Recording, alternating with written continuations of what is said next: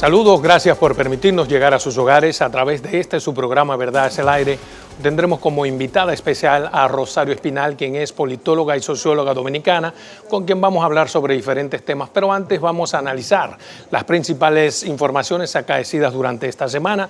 Indudablemente, la principal información sigue siendo el allanamiento simultáneo de más de 50 lugares en territorio dominicano detrás de una red de narcotraficantes y de lavadores de dinero que supuestamente lidera el señor denominado César el Abusador. Pero también se cree que es el allanamiento simultáneo con peores consecuencias debido a que, aunque se allanaron de una forma simultánea 50 lugares, los principales responsables de estos allanamientos o los principales integrantes de esta red todavía están sueltos y las autoridades no dan con ellos. Pero hay algo sumamente importante en torno a estos allanamientos y en torno a las extradiciones que la República Dominicana debe tener pendientes, sobre todo los legisladores. ¿A qué me refiero? Estos allanamientos simultáneos y estas extradiciones lo que ponen de manifiesto es la necesidad de que se apruebe de forma urgente la ley de extinción de dominio.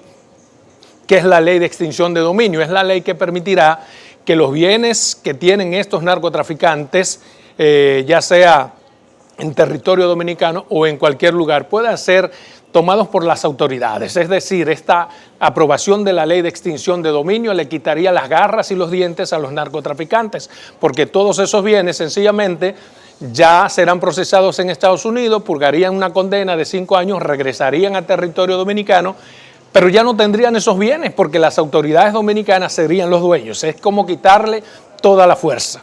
Eso es sumamente importante y es un llamado a los legisladores para que ahora, como van a aprobar también la rehabilitación política de Danilo Medina, tomen en cuenta la necesidad de rehabilitar también en términos no políticos, sino sociales, al Estado Dominicano en cuanto a la aprobación de esa ley de extinción de dominio.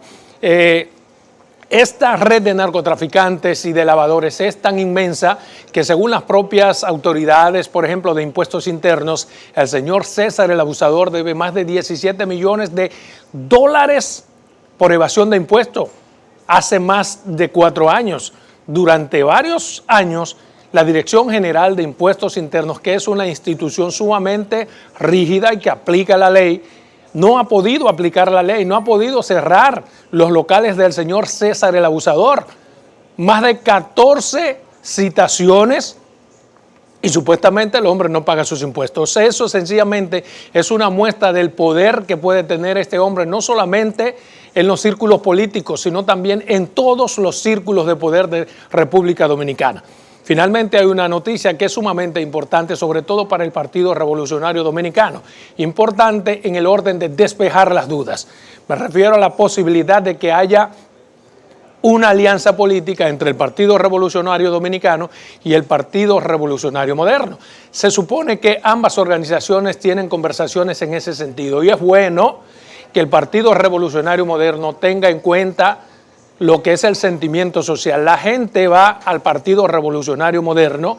El Partido Revolucionario Moderno se vende como una organización diferente, que ofrece algo diferente y mejor a la sociedad dominicana, sobre todo a la juventud.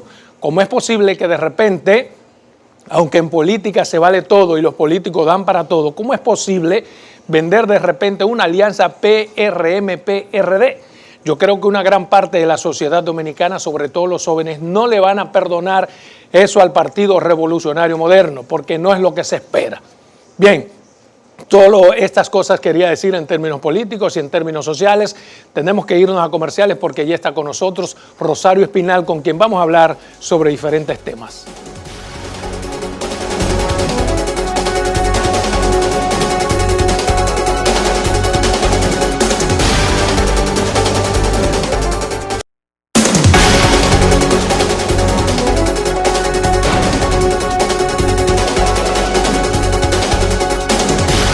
Bien, tal y como les habíamos prometido, ya está con nosotros Rosario Espinal, quien es socióloga, experta en asuntos políticos, con quien vamos a hablar sobre diferentes temas, pero antes vamos a hacer una breve reseña sobre esta importante mujer de la sociedad dominicana. Rosario Espinal es profesora emérita de Sociología en Temple University en Filadelfia. También fue directora del Departamento de Sociología y del Centro de Estudios Latinoamericanos. Tiene un doctorado en Sociología en Washington University, postdoctorado en la Universidad de Notre Dame. Ha sido investigadora invitada en la Universidad de Estocolmo y en Oxford University. Es autora de 2 libros, Autoritarismo y Democracia en la Política Dominicana y Democracia Epiléptica en la Sociedad del Clic. En el año 2008 recibió la Medalla al Mérito de la Mujer que otorga el Poder Ejecutivo en la República Dominicana. En el año 2009 recibió el Premio Guanín en Educación que otorga la Mesa Redonda Dominico-Americana en Estados Unidos. En el 2014 recibió el Premio Corripio en la categoría de Comunicación Articulista de Opinión. Es miembro de la Academia de Ciencias de la República Dominicana y también es columnista de los periódicos Hoy y Acento, donde aparecen sus artículos cada miércoles sobre acontecer dominicano e internacional. Para mí un inmenso placer tenerla aquí como invitada en su programa Verdades al Aire. Un placer, muchas gracias. Gracias. Quisiéramos, para comenzar en contexto, una breve valoración suya sobre la sociedad política y social que vivimos ahora en estos momentos en República Dominicana. Pues ahora mismo, en términos coyuntural... Me refiero al clima político, lo que estamos viviendo. Exacto. En ese sentido, digamos, hay el inicio de un proceso electoral, hay mucha incertidumbre ahora mismo porque estamos pasando por el proceso de las primarias, donde no se sabe aún qué va a suceder. Hay una fuerte tensión en el partido principal del sistema partidario dominicano, en el PLD, es el partido en el poder, un partido que de manera consecutiva está en su 4º periodo, pero que en los últimos, si contamos los últimos 24 años, o sea, del 96 en adelante al 2020, pues será ya 20 años de gobierno. Así es que el hecho de que hay una situación de mucha tensión dentro del principal partido... ¿Por qué hay tanta tensión, a su entender? Porque todos los partidos dominicanos mueren o se van extinguiendo por algo muy propio de la política dominicana, que es lamentable que a estas alturas todavía sea tan grave, que son las luchas caudillistas. ¿Por qué? Porque se producen. Porque hay personas que quizás hacen análisis político pensando que este es un mal individual de personas y no es posible que por tanto tiempo pues todo el que llegue a la presidencia de manera individual sea caudillista. Lo que sucede es que esta es una sociedad altamente clientelar y los partidos que han existido y los políticos que encabezan los partidos políticos se hacen parte de ese sistema clientelar. ¿Pero el PLD está atravesando por esa situación de muerte o de extinción? Está enfrentando por una situación de fuerte tensión. Entonces, los demás partidos del sistema político dominicano en la historia, digamos, republicana de este país, se han extinguido todos o se han debilitado mucho. Pero todos en el PLD los partidos. No hay caudillismo, no se puede extinguir. Bueno, que en el PLD no hay caudillismo, en el PLD ahora mismo hay un enfrentamiento entre 2 facciones con una figura que encabeza esas 2 facciones. Y esas diferencias del PLD no son fundamentalmente por diferencias ideológicas. No, ahí hay un enfrentamiento entre 2 figuras. Pero, en todo caso, el punto que quiero resaltar es que en un sistema clientelar, mucha gente se articula en torno a los líderes políticos. Y si se van del poder, pues sus seguidores piensan que ya no van a tener acceso al Estado. El Estado es el principal empleador de la sociedad dominicana.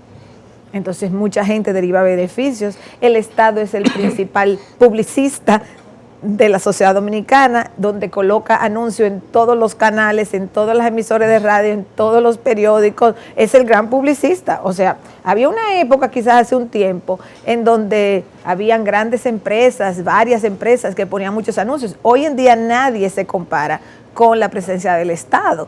Entonces el Estado es el principal empleador, el principal contratista, el principal anunciante.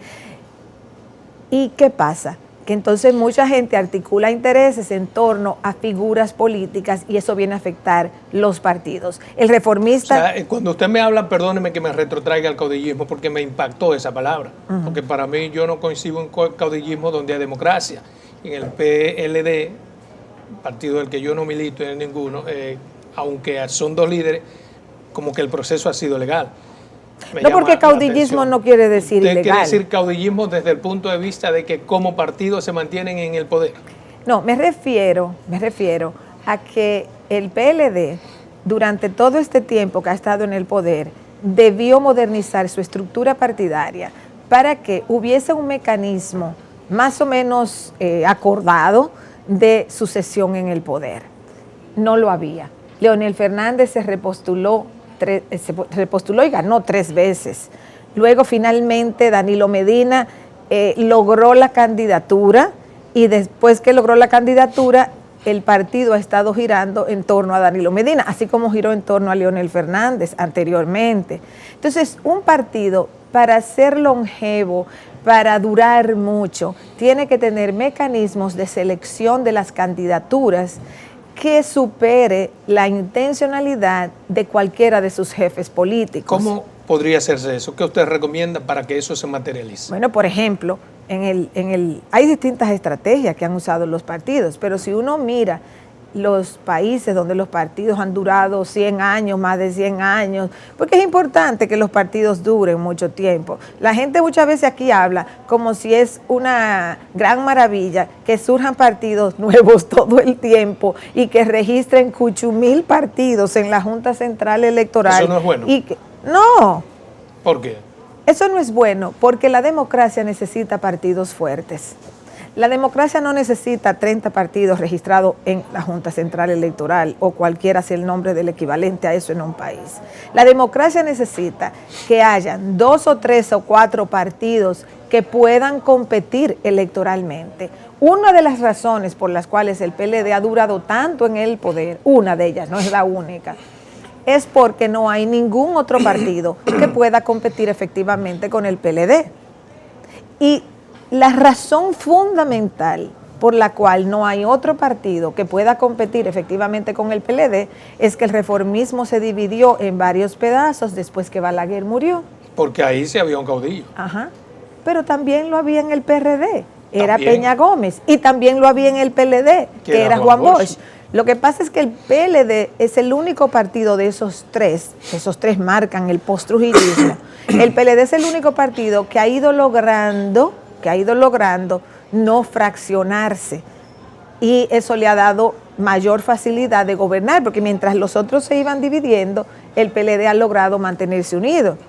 Por eso es que el PLD tiene un desafío ahora. Mira, el Tribunal Constitucional acaba de emitir una sentencia, de evacuar una sentencia en la que dice que es inconstitucional exigir un tiempo mínimo a cualquier persona para aspirar dentro de un partido político. ¿Cuál es su lectura en ese sentido?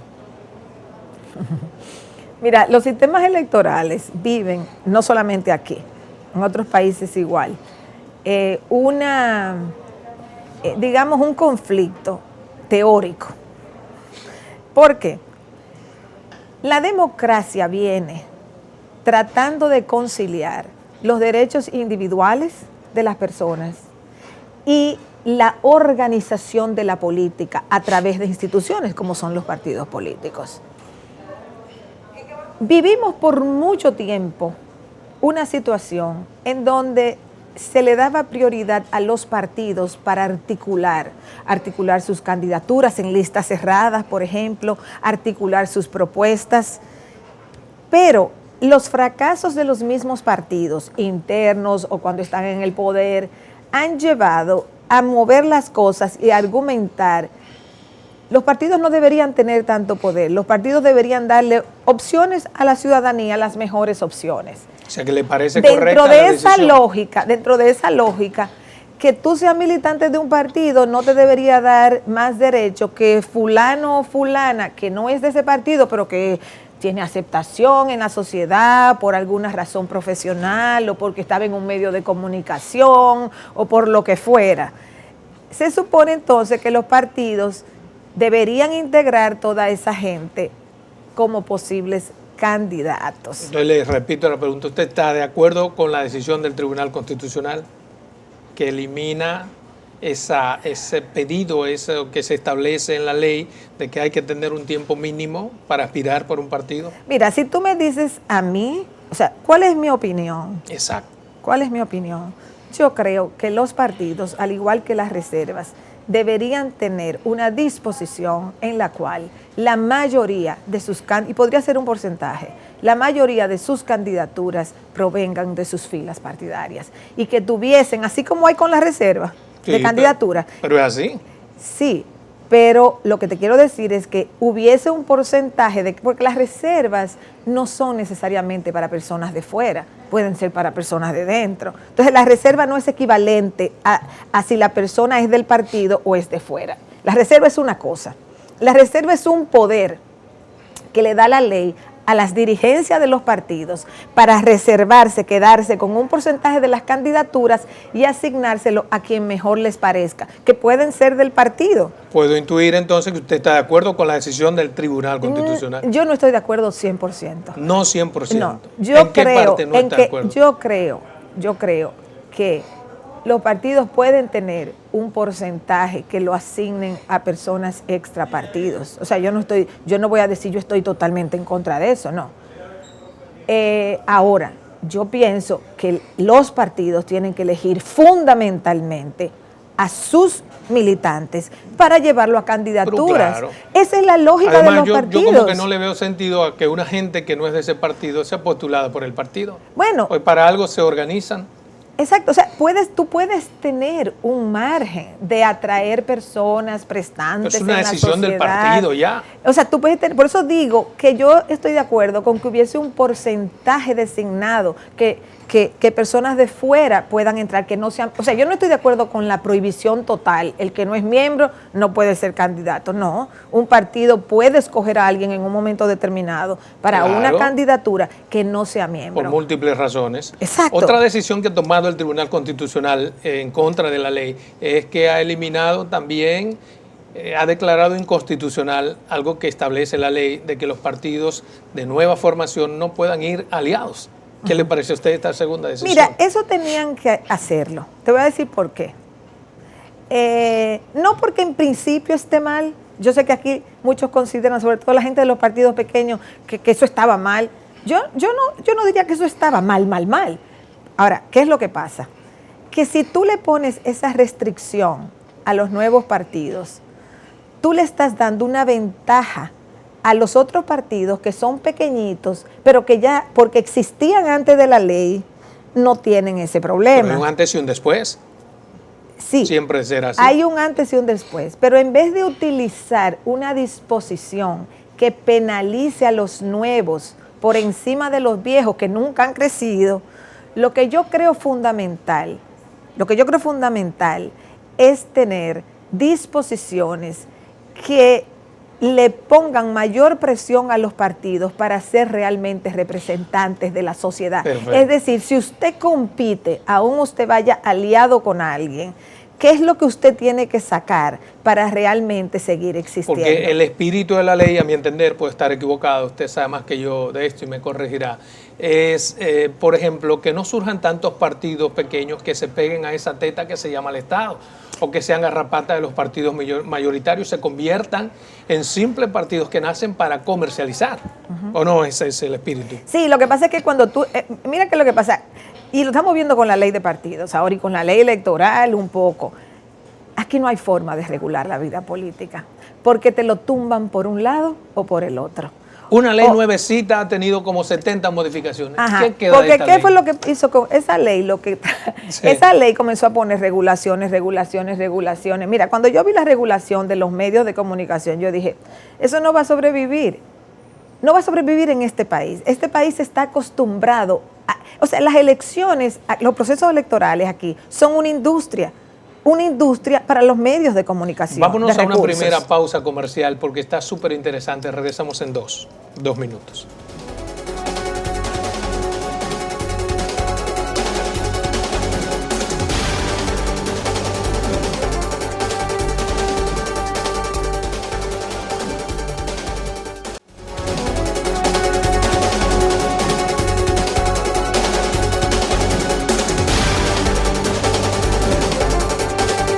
Bien, continuamos con la señora Rosario Espinal en esta interesante entrevista.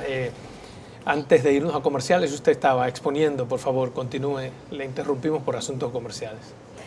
Sí, estábamos hablando de que la ley de partidos, pedazo por pedazo, le han ido quitando, digamos, disposiciones que se habían establecido. Esa ley de partidos duró tantos años sin aprobarse y luego se aprobó relativamente rápido, pero el problema no es que se aprobara rápido, el problema es que duró muchísimos años sin aprobarse. ¿Por qué? Porque regular la vida política en este país es sumamente difícil. Alguien siempre se va a quejar y ese que se queje va a salir con ganancia de causa. Si se quejan los medios de comunicación, le van a dar la razón por libertad de empresa. O sea, por libertad de empresa, tú no puedes regular nada aquí, porque tú tienes que tener libertad de empresa para tú vender tu producto y ya no hay de otra. La disposición se la tumbaron de que en primaria solamente se podía por internet, redes, no sé cuánto. El problema con la libertad de empresa, perdóneme, es que el Estado no interviene en la libertad de empresa. Los partidos tienen un fuero diferente y además se nutren de nuestros cuartos. Sí, pero lo que pasa es que... Debería haber una forma de que el Estado, que eroga fondos a cualquier institución partidaria o no, también pueda incidir. Sí, pero lo que pasa es que si una ley le prohíbe a los partidos, por ejemplo, en los países donde hay restricciones al uso de los medios de comunicación en campaña, lo dicen, no pueden dedicar más de tanto tiempo a este objetivo, tienen que darle igualdad de tiempo, por lo menos una base de igualdad de tiempo a todos los partidos. Hay una serie de disposiciones que van a controlar los medios de comunicación, pero no es verdad que en este país lo van a aceptar. Entonces aquí mejor que no se preocupen por regular tanto, porque todas las... Mire, que yo nunca fui defensora de la ley de partidos. A mí, yo lo dije muchas veces, que a mí me parecía que aquí no había que tener una ley de partidos, que aquí una ley electoral era suficiente y una ley electoral que estableciera directrices básicas, importantes y generales. Mi posición en términos legales y en términos constitucionales es el minimalismo. Lo he dicho a nivel constitucional. Aquí ponen todo en la Constitución, hasta políticas públicas que no tienen que estar en una Constitución. Hasta el bostezo lo vamos a constitucionalizar pronto. ¿Perdón, qué? El bostezo. O sea, aquí llenan un libraco de Constitución con muchísimos artículos, muchísimas disposiciones que ni siquiera se van a cumplir. Si usted toma la Constitución de este país ahora mismo y la lee, y usted dice, ¿y de esto qué se cumple? Entonces son constituciones aspiracionales. Yo creo que... Y las aspiraciones pertenecen al campo de las políticas públicas. Pero hay algo que ha puesto de manifiesto todas estas inconstitucionalidades que hay en la ley. Es la incapacidad que ha tenido la propia Junta para hacer que se cumpla la ley.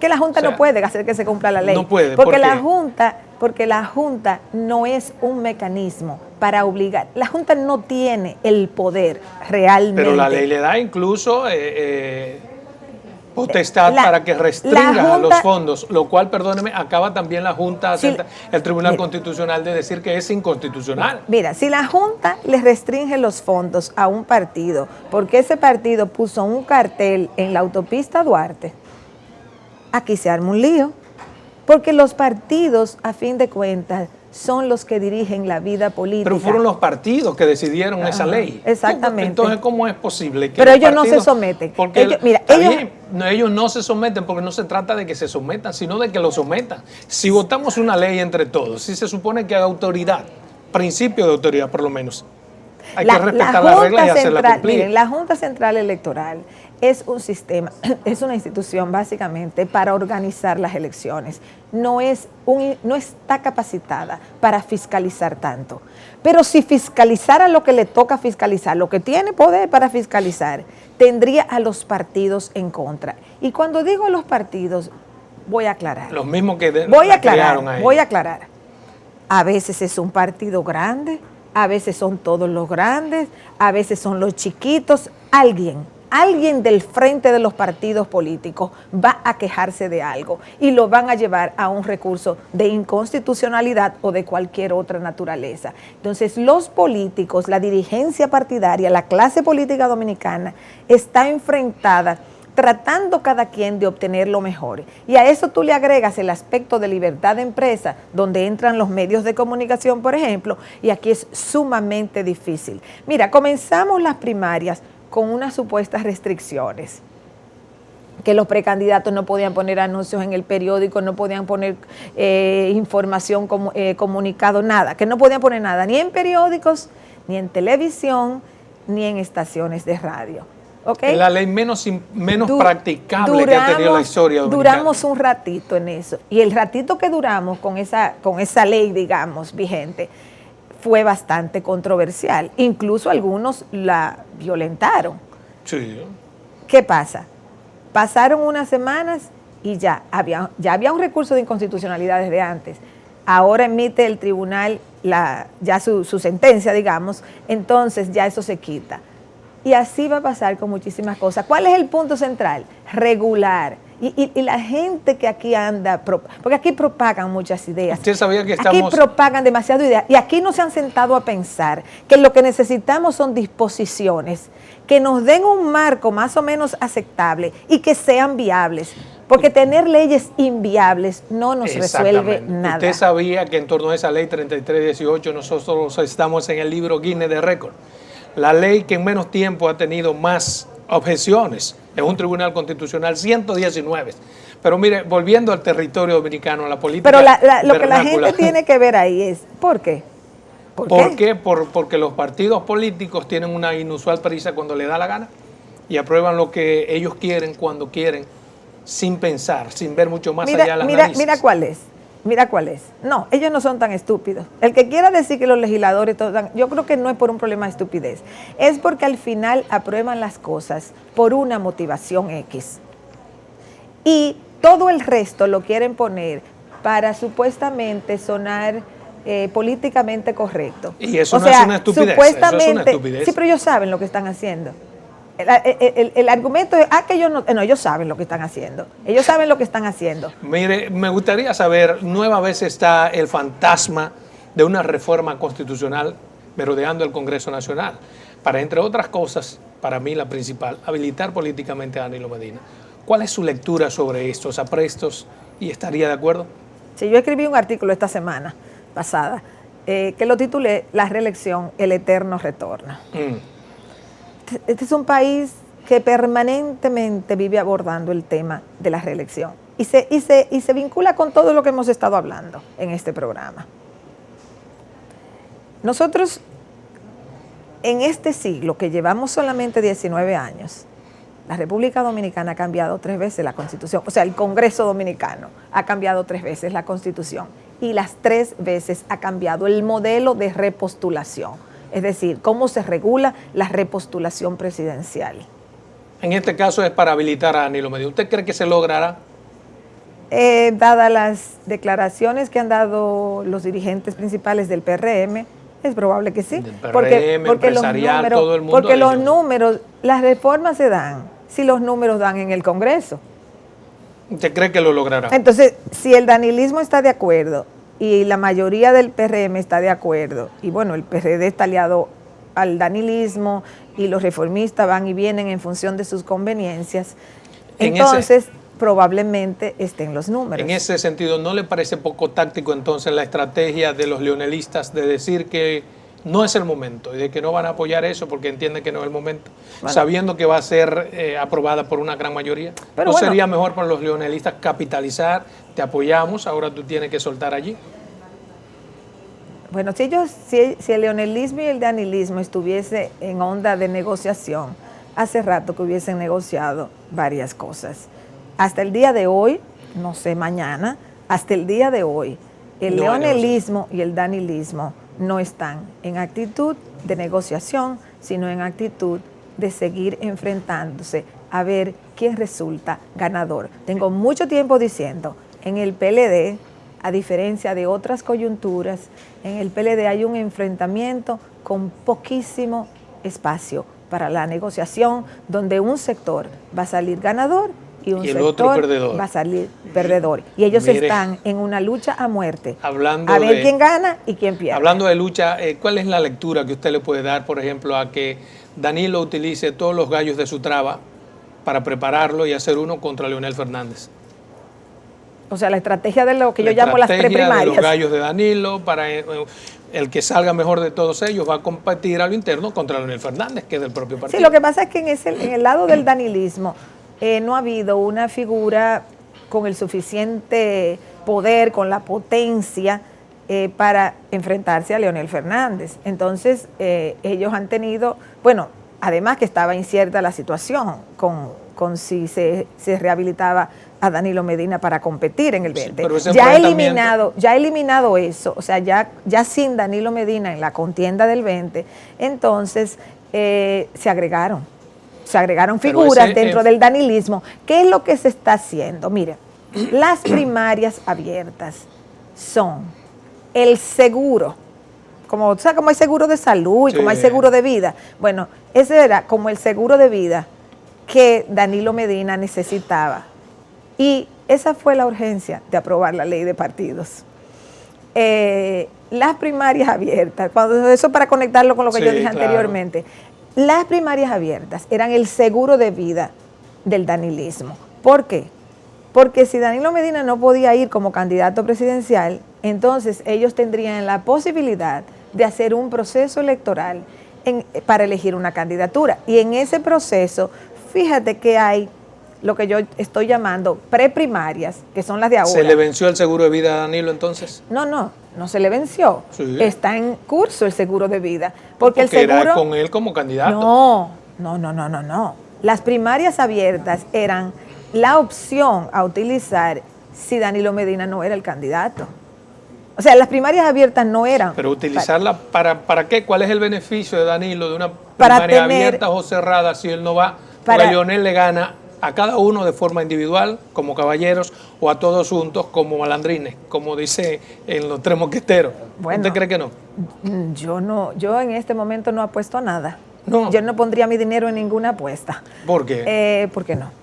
¿Usted cree que podría haber en el danilismo fuerza suficiente para...? Hay que esperar que complete el proceso de estas preprimarias que tiene el sector danilista hasta principios de septiembre, hasta creo que es el final de la primera semana de septiembre, hasta que ellos resuelvan la escogencia de una figura.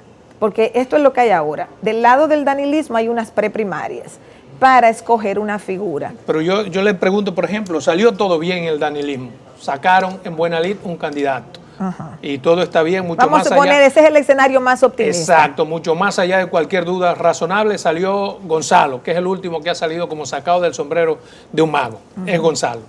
¿Usted cree que Gonzalo estaría en condiciones de competir contra Leonel Fernández en una interna? Depende de cómo el danilismo lo asuma. O sea, si el danilismo asume esa candidatura como suya y la levanta, entonces esa persona tiene posibilidades. O sea, el PLD es un partido ahora mismo donde Danilo Medina tiene mayor control que Leonel Fernández. A la hora de la verdad. Pero ese control es en torno a él, que yo creo que esa ha sido la equivocación. Sí. Hay un control en torno a si el hombre es Danilo, sí, pero si es en torno a cualquier otro, ni siquiera los compromisos son los mismos. Bueno, por eso es que hay que esperar. Hay que esperar. Yo, como digo, yo no pongo mi dinero en ninguna apuesta. En este momento, yo creo que hay que esperar y hay que ver cómo se va desarrollando el proceso. Puede ser que sí, puede ser que Leonel sea el candidato final del PLD, si él gana. Esto es una contienda donde habrá ganador y perdedor. O gana Leonel Fernández o gana el danilismo, con quien fuera, que en este momento no sabemos quién será. Pero de forma separada no ganarían las presidenciales ninguno de los dos. O sea, le explico, el leonelismo no tiene posibilidades de ganar la presidencia de la República sin Danilo Medina. No. Ni los danilistas sin Leonel Fernández. ¿Eso no implica de alguna forma que están obligados a pactar a punta de carabina? Depende. ¿De qué? Leonel Fernández sí necesita el apoyo de Danilo Medina porque necesita toda la maquinaria estatal. ¿Y Danilo no necesita a Leonel? No tanto. ¿Por qué? Porque Leonel ahora mismo lo que tiene es un segmento del electorado que le es fiel, pero ese segmento que le es fiel a él, el segmento que le sea fiel a él, aparte del PLD, probablemente del electorado no sea tan grande. Es diferente al electorado que es fiel a una figura política y el electorado que es fiel a un partido. Entonces, el que va a votar por el PLD, va a votar por el PLD, sea quien sea. O sea que si Danilo Medina hubiera logrado su modificación constitucional, aunque Leonel se oponga, tenía las posibilidades de ser presidente nueva vez. Esa es mi opinión. Esa es su opinión en términos generales. Esa es la evaluación que yo veo de la situación. Porque mira, una división en un partido tiene un impacto negativo, muy negativo. Sí. Cuando hay una división, por ejemplo, por mitad, cuando la persona que se va, por ejemplo, o que no apoya una candidatura, es capaz de mover muchos recursos, de mover mucho electorado. Pero si no, esa figura se va a quedar desplazada. Mire, todo este tejemaneje que se ha suscitado en torno al Partido de la Liberación Dominicana y todos esos problemas, ¿de qué forma usted como politóloga y socióloga, como socióloga experta en asuntos políticos, eso incide en la psiquis de la persona y cambia hasta la forma de uno ver la política? O sea, ¿te refieres como a lo que está pasando en el PLD? Sí, cómo todo eso ha calado en la gente, que hace que uno cambie. No, el PLD ahora mismo es una marca desprestigiada. Yo escribí hace varias semanas un artículo con ese título. Una marca o sea, el desprestigiada. PLD ahora mismo, el PLD, en este momento, es una marca desprestigiada. Y es una marca desprestigiada por varias razones.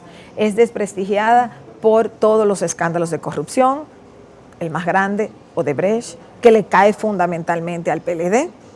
Es una marca desprestigiada porque hay problemas, por ejemplo, la delincuencia, narcotráfico, que la gente considera es un problema serio que le afecta directamente y el PLD no ha podido, ninguno de los gobiernos del PLD ha podido enfrentar el problema de delincuencia, corrupción, narcotráfico y la gente le molesta eso. Bien, vámonos a una segunda pausa comercial porque esto está súper interesante.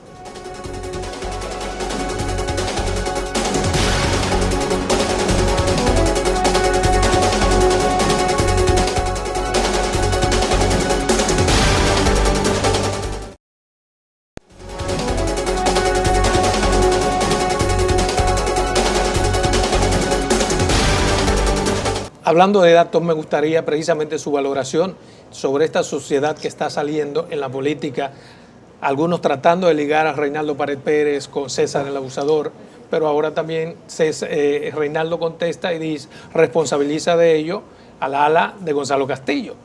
Y luego aparece algún medio de comunicación en lo que dice que el Departamento de Estado quita visa a Gonzalo Castillo. Pero eso es totalmente de anuncio falso. Yo no sé si es falso, pero digo, son medios que no tienen ninguna relevancia. Yo no he visto al Caribe, ni a Diario Libre, ni al Listín Diario, ni al Hoy poniendo esa noticia. O sea que esos son Pero noticias. Por eso es que pido su valoración sobre esta suciedad de la política. Campaña sucia, todo eso. Sí. ¿Usted cree que en el PLD, un solo partido, en el cual es un secretario general, deben llegar a esas?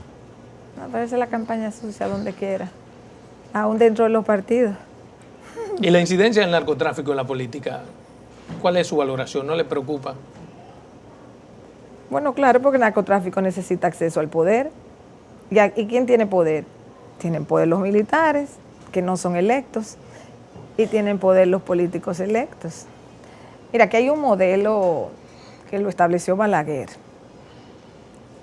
cuando llegó al poder en el 66, de militares sean corruptos, pero déjenme gobernar.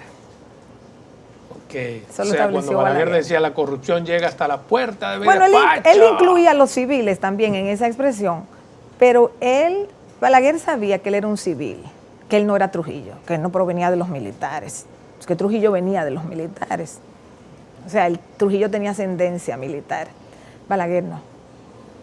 Entonces, Balaguer fue un técnico seco. Sí, Balaguer era un civil. Sí. Entonces, Balaguer entendió, cuando llega al poder en el 66, que para él sobrevivir una época de mucha turbulencia política, y a permitir la ración del BOA. Él tenía que tener a los militares de su lado. ¿Con qué se los gana? Se los gana con: ustedes resuelven ahí, yo los dejo tranquilos y ustedes me dejan tranquilo a mí. Este caso de los allanamientos al abusador, en términos sociopolíticos, ¿cómo usted lo valora? ¿Qué lectura le da? ¿Usted cree que de alguna forma afecta al gobierno y a los políticos? Bueno, mira, lo que más afecta no es el hecho de que encontraron una red de narcotráfico. Lo que más afecta es que por tantos años operara una red bajo múltiples gobiernos. 20 años. 20 Entonces, años los únicos gobiernos ha sido el PLD. Entonces ahí viene, los últimos 20 años incluye del 2000 al 2019, o sea, Exacto. incluye uno del PRD y los otros del PLD. Entonces lo que eso quiere decir es que independientemente de quién ha sido presidente, esa estructura ha estado funcionando. Se supone que con el contubernio. Bueno, porque ahí es donde está el problema. O sea, el problema está en quién puede enfrentar el narcotráfico. ¿Usted? ¿Yo? No. Nosotros no podemos. Tiene que hacerlo el Estado. Se podría decir que los gobiernos han sido entonces responsables de esto que estamos viviendo ahora. Totalmente. Por ineficacia o por complicidad. Totalmente. Y no es que se pida que un gobierno puede controlarlo todo. O sea, ninguna sociedad está libre de problemas. Todos los países tienen problemas, todos los estados tienen límites en su capacidad de control de la economía de la delincuencia. Podríamos llamarla así, economía de la delincuencia. Pero hay una diferencia entre los estados donde se hace un mayor esfuerzo para controlar la economía de la delincuencia y los estados donde se hace menor esfuerzo. Finalmente, su valoración sobre esta decisión que está en la ley que la Junta persigue. Las encuestas públicas que comienzan y tienen una cierta influencia sobre la psiquis de las personas, pero que la ley manda a que tenga que publicar, decir quién las paga, y no la hacen. ¿Cuál es su valoración sobre este, desafío a la ley? Bueno, se supone que no deberían desafiar la ley y que eso sí que es fácil de controlar. O sea, si se publica una encuesta, pues se supone que deben decirlo en la Junta Central Electoral quién la financió. Pero no lo hacen. De todas maneras, y volvemos con esto al tema inicial del programa, aquí quieren inventar muchas regulaciones para controlar algo que es incontrolable. Bien, con esa intervención suya hemos terminado nuestro programa por el día de hoy. Para mí ha sido un inmenso placer tenerla aquí en su programa Verdades al Aire. Las puertas están abiertas. Un placer.